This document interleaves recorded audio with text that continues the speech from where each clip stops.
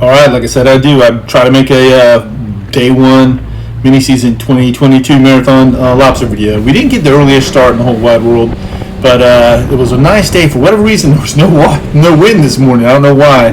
So we ran out deeper in the Gulf to some numbers, ran across a bunch of numbers that looked like this. And if you know anything about lobster, and that spot should be eaten up with lobster, surrounded by grass and everything else that would make it just a beautiful lobster habitat. But it didn't, so we contemplated what are we going to do. So we decided we'd go ahead and make the super long boat ride up to the Contents Keys, which is more of a lower Keys area. So when we got there, it was super crowded. So I just told Griffin and the family, hey, just pull me through all these boats real slow.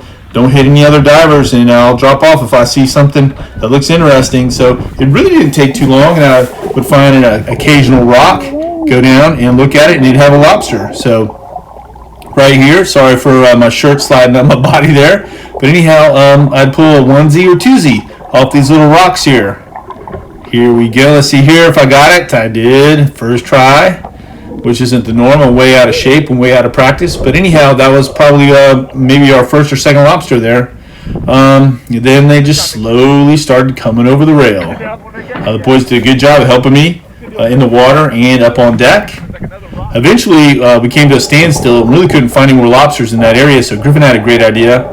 He saw a small inlet, or not an inlet, I guess a channel. He said, let's go up in there and check it out. So we did, and not long after pulling me again, I found this little ledge here, and this ledge had a lot of lobsters in it. The one thing that I didn't care about of this ledge was it was in 15 feet of water, and 15 feet of water is pushing it for me. I'm an old guy that's really deconditioned. I'm not in that great of shape, so a lot of these lobsters came out less than gracefully, just like this one here. But I took the measuring stick to him, or the gauge to him. I had to ask Eli for it. It had fallen off my stick, and I had to go retrieve it multiple times, so he decided he'd hold it for me.